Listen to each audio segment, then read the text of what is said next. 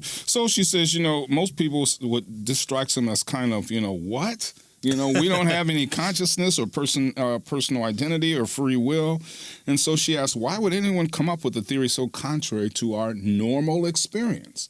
Well, here's the reasoning. She says it rests on a metaphor that's popular among cognitive scientists. And what's that metaphor?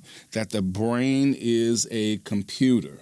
Oh, that explains it. Right. That's why they have to. So, for example, she says Harvard neuroscientist Steven Pinker calls the human brain a complex machine for information processing or computation. That's all the brain is, right? It's a computer. It's a complex machine.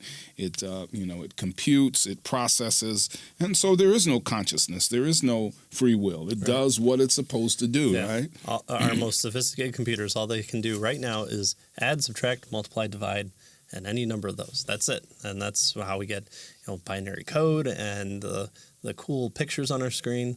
And that's all we are. That's you and I are projecting out into the world an understanding of what we're seeing, and that's just your neurons telling you to do so. Right. So the question is then, why are we conscious, right? And the answer is, we're not.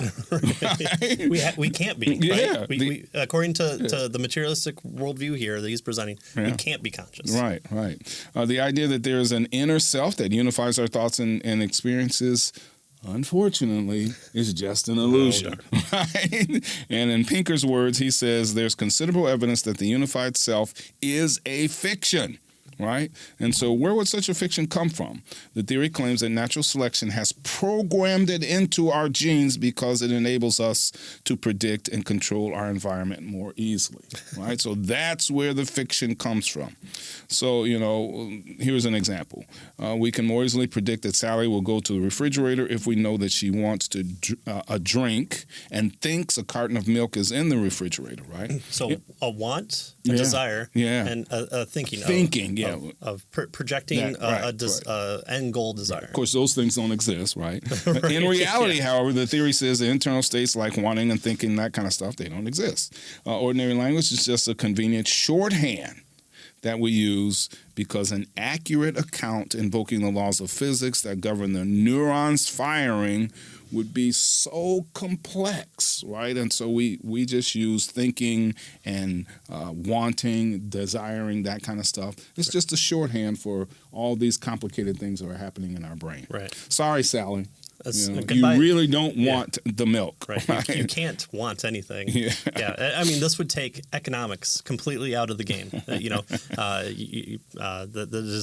Humans' desire to want things and a lack of resources to meet the goal of those wants. That's what economics essentially is. That's what it boils down to. Robert Murphy would be the interview that I would point you back to, just to plug ourselves. And so especially the Austrian view of economics would highly point away from this type of outcome. Yeah. And so notice she's quoted several folks here just to help us to see that this is really what people believe. We're not making straw man arguments, just as Dr. Stokes would quote prevailing scientists and philosophers in his book. Professor Pearcey is doing the same thing here. That's a really good point.